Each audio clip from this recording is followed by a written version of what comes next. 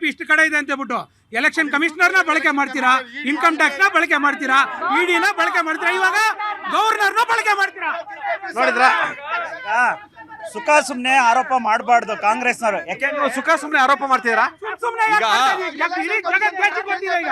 ಇಡೀ ದೇಶಕ್ಕೆ ಗೊತ್ತಿದೆ ಇವತ್ತು ಏನ್ ನಡೀತಾ ಇದೆ ಅಂತ.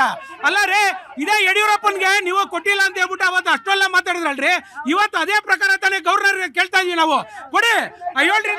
15 ರಾಜ್ಯಗಳು 15 ಬಾರಿ ಎನ್ ಡಿ ಎ ಏನು ಮೈತ್ರಿಕೂಟಗಳು ಅಧಿಕಾರವನ್ನ ಮಾಡಿದ್ದಾವೆ. ಗವರ್ನರ್ ಕರೆದ್ಬಿಟ್ಟು ಎಲ್ಲೂ ಮೆಜಾರಿಟಿ ಇರಲಿಲ್ಲ. ವಾಜಪೇಯಿ ಅವರು 1996 ಅವ್ರಿಗೆ ಮೆಜಾರಿಟಿ ಇರಲಿಲ್ಲ. ಶಂಕರ್ ದಯಾಳ್ ಶರ್ಮಾ ಅವರು ಅವಕಾಶ ಕೊಟ್ಟರು. ಅಂದ್ರೆ ಬಿಜೆಪಿ ಅವರು ಏನ್ ಮಾಡ್ತಾರೆ, ಹಿಂಬಾಗಿಲಿಂದ ಸೆಲೆಕ್ಟೆಡ್ ಸರ್ಕಾರ. ಇಲ್ಲೂ ಕೂಡ ಟಿವಿಕೆ ವಿಜಯರವರ 108 ಸ್ಥಾನಗಳನ್ನು ತೆಗೆದುಕೊಂಡ್ರೆ ನಿಮಗೆ ಸಹಿಸಕ್ ಆಗ್ತಿಲ್ವ? ಎಲ್ಲ ಒಂದ್ ಕಡೆ ಪ್ರಜಾಪ್ರಭುತ್ವ ವ್ಯವಸ್ಥೆಯಲ್ಲಿ ನಿಮ್ಮ ಮಹಾರಾಷ್ಟ್ರದಲ್ಲಿ ಒಂದು ಕಾನೂನು, ದೆಹಲಿಯಲ್ಲಿ ಒಂದು ಕಾನೂನು, ಬಿಜೆಪಿ ಅಧಿಕಾರಕ್ಕೆ ಬರುವಾಗ ಒಂದು ಕಾನೂನು, ಬೇರೆಯವರು ಬಂದಾಗ ಇನ್ನೊಂದು ಕಾನೂನು ಮಾಡಬೇಕಂದ್ರೆ ಈ ದೇಶದ ಪ್ರಜಾಪ್ರಭುತ್ವ ವ್ಯವಸ್ಥೆಗೆ ಅಣಕ ಆಡ್ತಿದ್ದೀರಾ ಸರ್. ಟಿವಿಕೆಗೆ ಜನರಲ್ ಮ್ಯಾಂಡೇಟ್ ಕೊಟ್ಟಿರೋದ್ರೆ ನಮ್ಗೆ ಏನು ಹೊಟ್ಟೆವ್ರು ಇಲ್ಲ. ಈಗ ಒಂದು ಮೇನ್ ವಿಷಯ ಸರ್, ಗವರ್ನರ್ ಬಂದು ಬಿಜೆಪಿ ಗವರ್ನರ್, ಬಟ್ ಅಲ್ಲಿ ಯಾವ್ದಾದ್ರು ಬಿಜೆಪಿ ಅವರು ಒಂದು ನಿಮಿಷ ಕರೆಕ್ಟ್ ಮಾಡ್ಕೊಳ್ತೀನಿ. ಗವರ್ನರು ಸರ್ ಈಗ ನಿಜ ಮನ್ಸಲ್ಲಿರುತ್ತೆ, ಅದು ಈಚೆ ಬಂದಿದೆ. ಇವಾಗ ಅವಾಗ ಹೇಳ್ತಾ ಇದ್ರು ಸರ್, ನಾವು ಮೋದಿ ಅವರ ಅಧಿಕಾರದ ಬಂದ ಮೇಲೆ ಪ್ರಾದೇಶಿಕ ಪಕ್ಷಗಳು ಎಷ್ಟು ರಾಜ್ಯದಲ್ಲಿ ಡಮಾರ್ ಆಗಿದೆ ಅಂತ ಅವ್ರಿಗೆ ಗೊತ್ತಿಲ್ಲ. ಕರ್ನಾಟಕದಲ್ಲಿ ಇದ್ದಂತ ಏಕೈಕ ಪಕ್ಷವಾದಂತ JDS ನ ಡಮಾರ್ ಮಾಡಿದಂತವ್ರು ಇದೇ ಬಿಜೆಪಿ ಅವರು. ಮಹಾರಾಷ್ಟ್ರದಲ್ಲಿ JDS ಡಮಾರ್ ಆಗಿಲ್ಲ, ಅಲಯನ್ಸ್ ಆಗಿದ್ದಾರೆ. ಪ್ಲೀಸ್ ಸರ್, ಅದು ನೀವ್ ಹೆಂಗ್ ಡಿಸೈಡ್ ಮಾಡ್ತೀರಾ? ಯಾವತ್ತು RSS ಚಡ್ಡಿ ಹಾಕೊಂಡಿರೋರ್ ಜೊತೆ JDS ಹೋಯ್ತು ಅವತ್ತೇ ಆ ಪಕ್ಷ ಅವ್ರ ಸಿದ್ಧಾಂತ. ಈಗ ನೀವು ಮೊನ್ನೆ DMK ಅಂತಿದ್ರೆ, ಇವತ್ತು TVK ಅಂತಿಲ್ವಾ? ಮೊನ್ನೆ ದೀದಿ ಅಂತಿದ್ರ, ಆಯ್ತಾ? ಇವತ್ತು ಅದೇ ದೀದಿ ಜೊತೆ ನಿಮ್ಗೆ ಮುಷ್ಕಿಲ್ ಆಗಿಲ್ವಾ? ಆಮ್ ಆದ್ಮಿ ಪಾರ್ಟಿ ಅಂತಿದ್ರೆ, ಕೇಜ್ರಿವಾಲ್ ಅಂತಿದ್ರೆ, ಆಯ್ತಾ? ನಿಮ್ಗೂ ಅವ್ರಿಗೂ ಈಗ ಮುಷ್ಕಿಲ್ ಆಗಿಲ್ವಾ? ಸರ್, ಈಗ ನಾವು ದೀದಿ ಅವ್ರನ್ನ ಬಿಟ್ಟಿಲ್ಲ ಸರ್. ರಾಷ್ಟ್ರ ಮಟ್ಟದ ಅಲಯನ್ಸೇ ಬೇರೆ, ರಾಜ್ಯ ಮಟ್ಟದ ಅಲಯನ್ಸೇ ಬೇರೆ. ಹಾಗಾಗಿ ನಾವು ಏನು ವಿಷಯ ಕೇಳಿಸ್ಕೊಳ್ಳಿ, ಇಂಡಿಯಾ ಮೈತ್ರಿಕೂಟದಲ್ಲಿ ಬಿಜೆಪಿ ಯಾವ ಅಲಯನ್ಸು ಇಲ್ಲ ಕಾಂಗ್ರೆಸ್ ಜೊತೆಲಿ. ಸುಳ್ಳು ಹೇಳ್ತಿರೋದು ಕಾಂಗ್ರೆಸ್. ನೋ ಆಮ್ ಆದ್ಮಿ ಪಕ್ಷದ ನಾವು ಇಂಡಿಯಾ ಮೈತ್ರಿಕೂಟದ ಪಾರ್ಲಿಮೆಂಟ್ ಎಲೆಕ್ಷನ್ ಜೊತೆ ಇದ್ವಿ. ಯಾರ ಜೊತೆನೂ ಕಾಂಗ್ರೆಸ್ ಅವ್ರು ಹೊಂದಾಣಿಕೆ ಇಲ್ವೇ ಇಲ್ಲ. ವೆಸ್ಟ್ ಬೆಂಗಾಲ್ ಅಲ್ಲಿ 11 ಕೇಸ್ಗಳು 1100 ಕೇಸ್ಗಳು ಆಲ್ರೆಡಿ ನೀವು ಹೋಗಿ ಚೆಕ್ ಮಾಡ್ರಿ. 1100 ಅಂದ್ರೆ ಅಕ್ಕದಲ್ಲಿ ಕೇಸ್ಗಳಿದ್ದು ಒಬ್ಬ ಮತದಾರನಿಗೆ ಮತದಾನದ ಅವಕಾಶ ಕೊಡದೆ ನೀವು ಗೆದ್ದಿರಿ ಅಂದ್ರೆ ಅವ್ನು ಓಟ್ ಕನ್ಸಿಡರ್ ಆಗ್ಬೇಕಾಯ್ತು. ಈ ದೇಶದ ಪ್ರಜೆ ಏನು ಹೋಗೋದು ಅಲ್ಲ, ಹೇಳೋದು ಕೇಳು.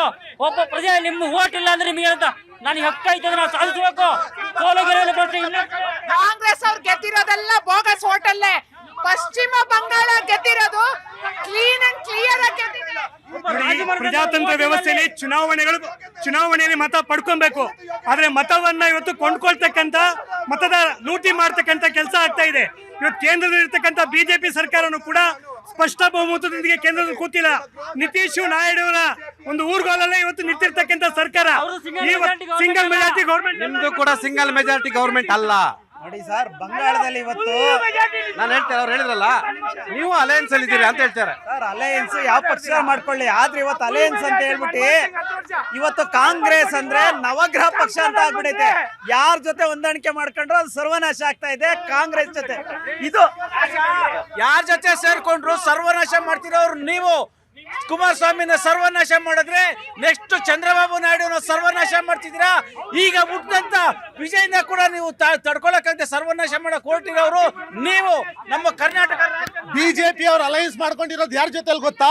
ಇಡಿ, CBI, IT, ನಿಮ್ಮ ಪೊಲೀಸು, CRPF, ಗವರ್ನರ್ ಇವರ ಜೊತೆಲೆಲ್ಲ ಅಲಯನ್ಸ್ ಮಾಡ್ಕೊಂಡು ಸಮಾಜವಾದದ ಹೆಸರಿನಲ್ಲಿ ಬಂದಿರತಕ್ಕಂತ ಎರಡೂ ಪಕ್ಷಗಳು ಮಜವಾದಿಗಳಾಗಿ ಬದಲಾವಣೆಗೊಂಡಿರೋದ್ರಿಂದ ಜನ ಇವತ್ತು ಬದಲಾವಣೆ ಬಯಸ್ತಾ ಇದೆ. ಮೊದಲು ಆಮ್ ಆದ್ಮಿ ಪಾರ್ಟಿ ಬದಲಾವಣೆ ಬಯಸ್ತು. ಇವತ್ತು ವಿಜಯ್ ಅಂತ ತಮಿಳುನಾಡಲ್ಲಿ ವಿಜಯ್ ಬಂದಿದ್ದಾರೆ. ವಿಜಯ್ ಒಂದೇ ₹1 ಯಾರಿಗೂ ಸಹ ಮತದಾರರ ಆಮಿಷ ತೋರಿಸಿದೆ ಇವತ್ತು 108 ಸ್ಥಾನ ಗೆದ್ದಿದ್ದಾರೆ ಅಂದ್ರೆ ಅದೊಂದು ಶ್ಲಾಘನೀಯ. ಜನರು ಬದಲಾವಣೆ ಬಯಸ್ತಾ ಇದ್ದಾರೆ, ಜನ್ಸಿಗಳು ಬದಲಾವಣೆ ಬಯಸ್ತಾ ಇದ್ದಾರೆ, ನವ ಯುವಕರು ಬದಲಾವಣೆ ಬಯಸ್ತಾರೆ. ಇದು ಆಮ್ ಆದ್ಮಿ ಪಾರ್ಟಿಯ ಮೂಲಕ ಒಂದು ನಾಂದಿ ಆಡಿರ್ತಕ್ಕಂಥದ್ದು. ಮುಂದಿನ ದಿನಗಳಲ್ಲಿ ಸರ್, ಇವತ್ತು ನಾವು ನೇಪಾಳಲ್ಲಿ ನೋಡಿದ್ರಿ ಯುವಕರಿಗೆ ಒಂದು ಅವಕಾಶ ಕೊಟ್ರು. ಅದೇ ರೀತಿ ಇವತ್ತು ತಮಿಳುನಾಡಲ್ಲೂ ಯುವಕರು ಒಂದು ಹೊಸ ಪಕ್ಷಕ್ಕೆ ಅವಕಾಶ ಕೊಟ್ಟಿದ್ದಾರೆ. ಏನಂದ್ರೆ ಯುವಕರು ಬಿಜೆಪಿ ಹಾಗೂ ಕಾಂಗ್ರೆಸ್ ಅವರು 75 ವರ್ಷದಿಂದ ಏನ್ ಚಳ್ಳೆಯನ್ನು ತಿನ್ನಿಸ್ತಾ ಇದ್ರು ಅದಕ್ಕೆ ನಾಂದಿ ಆಡೋದಕ್ಕೆ ಯುವಕರು ಬಂದಿದ್ದಾರೆ. ದಯವಿಟ್ಟು ಇನ್ಮೇಲಾದ್ರೂ ಭ್ರಷ್ಟಾಚಾರನ ತೊಲಗಿಸಿ.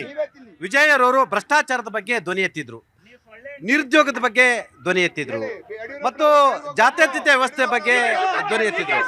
ಯುವಕರ ಬಗ್ಗೆ ಮಾತಾಡಿದ್ರು, ಯುವತಿಯರ ಬಗ್ಗೆ ಮಾತಾಡಿದ್ರು, ಮಹಿಳೆಯರ ಬಗ್ಗೆ ಮಾಡಿದ್ರು.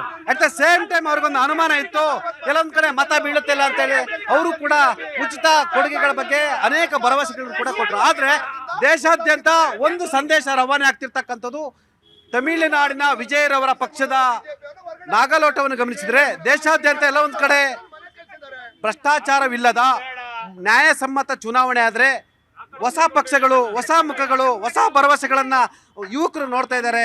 ಜಂಜಿಗಳು ಹೊಸ ಮುಖಗಳನ್ನು ನೋಡ್ತಿದ್ದಾರೆ, ಹೊಸ ನಾಯಕರು ನೋಡ್ತಿದ್ದಾರೆ ಅನ್ನೋದಕ್ಕೆ ಇದೊಂದು ಸ್ಪಷ್ಟವಾದ ಉದಾಹರಣೆ ಅಲ್ವಾ ಸರ್?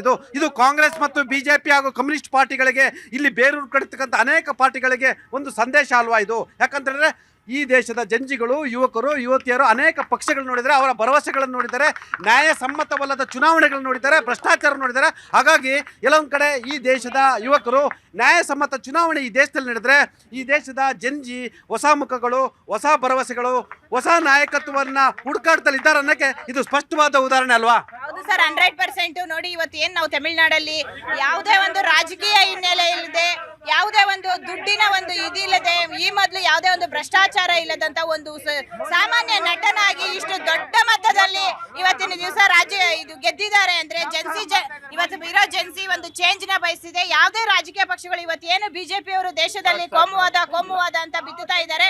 ಸೊ ಇವರಿಂದ ಬೇಸತ್ತು ಹೋಗಿ ಇವತ್ತಿನ ದಿವಸ ಟಿವಿಕೆ ಪಕ್ಷವನ್ನ ಇವತ್ತು ಏನಾದ್ರೂ ನಿಜವಾಗ್ಲೂ ಸಂದೇಶ ಇವತ್ತು ಬಿಜೆಪಿ ಅವರು ಕೊಟ್ಟಿದ್ದಾರೆ ಅಂದ್ರೆ ಕೇರಳ, ತಮಿಳುನಾಡು ಡೋಂಗಿ ಹಿಂದುತ್ವ ಇಲ್ಲಿ ನಡೆಯಲ್ಲ ಅಂತಕ್ಕಂಥ ಮಾತನ್ನು ಮಾತ್ರ ಕ್ಲಿಯರ್ ಆಗಿ ಹೇಳಿದ್ದಾರೆ ಸರ್. ಬಿಜೆಪಿ ಅವರು ಇವಾಗ ವೆಸ್ಟ್ ಬೆಂಗಾಲ್ ಅಲ್ಲಿ ಯೂತ್ಗೆ ಏನ್ ಮಾಡ್ತಾರೆ ಅಂತ ಕೇಳಿ ಸರ್. ಜಾಬ್ಸ್ ಕ್ರಿಯೇಟ್ ಮಾಡ್ತಾರಾ ಅವರು? ಪ್ರಜಾಪ್ರಭುತ್ವದಲ್ಲಿ ಜನಾದೇಶವನ್ನು ಒಪ್ಕೋಬೇಕು.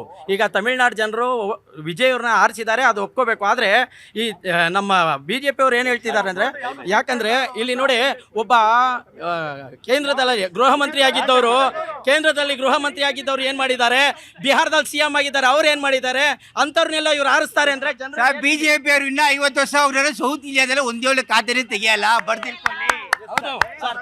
ಇದು ಕ್ಲಿಯರ್ ಆದಂತ ಸಂದೇಶ. ಇದು ಬಿಜೆಪಿ ಅವರು ಈ ಡೋಂಗಿತನನ ಬಿಡಬೇಕು, ವಾಸ್ತವಾಂಶನ ಅರ್ಥ ಮಾಡ್ಕೋಬೇಕು. ಅಟ್ ದ ಸೇಮ್ ಟೈಮ್ ಹೊಸ ಪಕ್ಷಗಳು, ಹೊಸ ಮುಖಗಳನ್ನು ನೋಡ್ತಾ ಇದಾರೆ. ಕಾಂಗ್ರೆಸ್ ಅಲ್ಲ ಹೇಳ್ತಿರೋದು ನಾನು, ಬಿಜೆಪಿ ಅಲ್ಲ, ಕಮ್ಯುನಿಸ್ಟ್ ಅಲ್ಲ, DMK ಅಲ್ಲ, ADMK ಅಲ್ಲ, ಹೊಸ ಪಕ್ಷಗಳು, ಹೊಸ ಮುಖಗಳು, ಹೊಸ ಭರವಸೆಯನ್ನ ಈಗಿನ ಕಾಲದ ಯುವಕರು, ಯುವತಿಯರು ಅಂದ್ರೆ ಜೆನ್ಜಿ ಅವ್ರು ನೋಡ್ತಿದಾರಲ್ವಾ? ನಿಮ್ಗೂ ಅದು ಸಂದೇಶ ಅಲ್ವಾ? ಜೆನ್ಸಿಗಳ ಬಗ್ಗೆ ಮಾತಾಡ್ತಾ ಇದ್ದೀರಾ. 2014ರಲ್ಲಿ ಇದ್ದಂತ ಮಿಲೇನಿಯಲ್ಗಳು ಏನ್ ತಪ್ಪನ್ನ ಮಾಡಿದ್ರಲ್ಲ, ಏನು ಕನಸುಗಳನ್ನ ಕಂಡು ಒಬ್ಬ ವ್ಯಕ್ತಿಗೆ ಓಟ್ ಹಾಕ್ಬಿಟ್ಟು ಮಾಡಿದ ತಪ್ಪುಗಳನ್ನ ಈ ಜನರೇಷನ್ ಇರುವಂತ ಜೆನ್ಸಿಗಳು ಮಾಡದೇ ಇರ್ಲಿ ಅಂತ ನಾನು ಕೇಳ್ಕೊತೀನಿ. ಮೋದಿ ಅವ್ರಿಗೆ ಇರೋದು ರಾಹುಲ್ ಗಾಂಧಿ ರೀ. ಮೋದಿನೇನಕ್ರಿ ರಾಹುಲ್ ಗಾಂಧಿ ಕಂಪೇರ್ ಮಾಡ್ತೀರಾ? ಮೋದಿ ಅವರ ರಾಹುಲ್ ಗಾಂಧಿನ ಜೆನ್ಸಿಯಿಂದ ಫಾಲೋ ಮಾಡ್ತಾವ್ರೆ. ಇಲ್ಲ ಅಂದಿದ್ರೆ ಮೋದಿ ಅವರ ಇವ್ರದೇ ನಾಯಕರು ಒಂದು ಟೆಲಿಪ್ರಾಂಪ್ಟರ್ ಅಲ್ಲಿ ಮೋದಿ ಅವ್ರು ಓದ್ತಾ ಇರೋದನ್ನ ನೋಡಿ ವಿಡಿಯೋ ಮಾಡಿದ್ಕೆ ಅವ್ರನ್ನ ಸಸ್ಪೆಂಡ್ ಮಾಡಿದ್ರು. ಆಲೂಗೆಡ್ಡೆ ಹಾಕಿ ಚಿನ್ನ ತೆಗಿಯೋರ ಹತ್ರ ನಾವಿನ್ನೇನು? ಯುವಕರು ಬದಲಾವಣೆ ಬಯಸ್ತಿದ್ದಾರೆ. ಧರ್ಮ ರಾಜಕಾರಣ ಕೊನೆ ಆದ್ರೆ ನೈತಿಕವಾಗಿರ್ತಕ್ಕಂಥ ರಾಜಕೀಯ ಮೌಲ್ಯಗಳು ಈ ಸಮಾಜದಲ್ಲಿ ಬೇರೂರುತ್ತೆ. ಒಂದು ಹೊಸ ರಾಜಕೀಯ ಪರಿವರ್ತನೆ ಖಂಡಿತ ಸಾಧ್ಯ ಇದೆ. ಪ್ರಜಾಪ್ರಭುತ್ವ ವ್ಯವಸ್ಥೆಯಲ್ಲಿ ನಮಗೆ ನಂಬಿಕೆ ಐತಿ. ಆದ್ರೆ ಒಂದು ಮಾತು, ಕಮ್ಯುನಿಸಂ ಕರ್ಮಠ ಸಿದ್ಧಾಂತ ಅಲ್ಲ. ಈ ಜಗತ್ತಲ್ಲಿ ಯಾವತ್ತಿನವರೆಗೆ ದುಡಿಯುವ ಮತ್ತು ಮಾಲೀಕ ವರ್ಗ ಇರ್ತೋ ಅಲ್ಲಿವರೆಗೆ ಕಮ್ಯುನಿಸಂ ಇರುತ್ತೆ. ದೇಶದಲ್ಲಿ ಜಾತಿ ವ್ಯವಸ್ಥೆ ಇರೋವರೆಗೆ ಸಹ ಜಂಜಿ ಥಿಂಕಿಂಗ್ ತಕ್ಕಂತ ಹೋಗಿ. ಈಗ ಕಾಲ ಆಯ್ತಾ, ಲೆನಿನ್ ಕಾಲ ಅಲ್ಲ, ಅವತ್ತಿನ ಎಲ್ಲಿ ರಷ್ಯಾದ ಸ್ಟಾಲಿನ್ ಕಾಲ ಅಲ್ಲ, ಬದಲಾವಣೆ ಕಾಲ. ಯುಗದಿಂದ ನಾವು ಏವರೆಗೂ ಬಂದಿದ್ದೀವಿ. ಕಮ್ಯುನಿಸ್ಟ್ ಕೂಡ ಆ ಅಸ್ತ್ರವನ್ನು ಇಟ್ಕೊಂಡು ಮುನ್ನುಗ್ತೀವಿ. 1000 MLA ಗಳಿರ್ತಕ್ಕಂಥ ದಕ್ಷಿಣ ಭಾರತದಲ್ಲಿ ಬಿಜೆಪಿ ಗೆದ್ದಿರೋದೇ 75. ನಿಮ್ಮನ್ನು ಮುಗಿದು ಬಿಜೆಪಿ ದಕ್ಷಿಣ ಭಾರತ ಜನ ಜಂಜಿ ಸರ್ ಅವರು ಬಿಟ್ಟಿ ಭಾಗ್ಯಗಳನ್ನ ಬಯಸ್ತಿಲ್ಲ, ಬದಲಾಗಿ ಅಭಿವೃದ್ಧಿ ಬಯಸ್ತಿದ್ದಾರೆ. ಆ ಅಭಿವೃದ್ಧಿಗೆ ಮಾರು ಹೋಗಿನೇ ವಿಜಯ್ ಅವರಿಗೆ ಅವಕಾಶ ಕೊಟ್ಟಿದ್ದಾರೆ. ಅವಕಾಶನ ಸದುಪಯೋಗ ಪಡ್ಕೊ ಪ್ರಜಾಪ್ರಭುತ್ವನ ಕಗ್ಗೋಲೆ ಮಾಡುವಂತ ಗವರ್ನರ್ನ ಕೂಡಲೇ ವಜಾ ಮಾಡಬೇಕು. ಪಶ್ಚಿಮ ಬಂಗಾಳದಿಂದ ಒಳನುಸುಳುಕೋರು ಆದಷ್ಟು ಬೇಗ ಕಳ್ಸಕ್ಕೆ ಸ್ಟಾಲಿನ್ ಜೊತೆ ಇದ್ದು ಹೆಂಗೆ ಸ್ಟಾಲಿನ್ ಅವ್ರನ್ನ ಮುಗಿಸಿದ್ರು ಅದೇ ತರ ಟಿವಿಕೆ ಅವ್ರ ಜೊತೆ ಇದ್ದು ವಿಚಾರ ಪಶ್ಚಿಮ ಬಂಗಾಳ ಹೇಗೆ ಇವಾಗ ಬಿಜೆಪಿ ಗೆದ್ದಿದೆ ಅದೇ ತರ next all States will be ಅಲ್ಲ, ಒಳ ನುಸುಳುಕೋರಿಗೆ ಕಾಂಗ್ರೆಸ್ ಅನ್ನ ನೀರು ಕೊಡೋದನ್ನ ನಿಲ್ಸಿದ್ರೆ ಬಹಳ ಒಳ್ಳೇದು. ಯಾವ ನುಸುಳುಕೋರು ಈ ದೇಶ ಪ್ರಭುತ್ವದ ಮೌಲ್ಯ ಉಳಿಬೇಕು. ಬಿಜೆಪಿಗೆ ಅಧಿಕಾರ, ಸಂವಿಧಾನ ವಿರೋಧಿಗಳಿಗೆ ಬೋಲೋ ಭಾರತ್ ಮಾತಾ ಕಿ ಜೈ. ಜೈ ಪಶ್ಚಿಮ ಬಂಗಾಳ. ಇದು ಈ ವಾರದ ಜನಮನ. ಮುಂದಿನ ವಾರ ಮತ್ತೊಂದು ವಿಷಯದೊಂದಿಗೆ ನಿಮ್ಮ ಮುಂದೆ ಹಾಜರಿರ್ತೀನಿ. ನ್ಯೂಸ್ 18 ಕನ್ನಡ ನೋಡ್ತಾ ಇರಿ.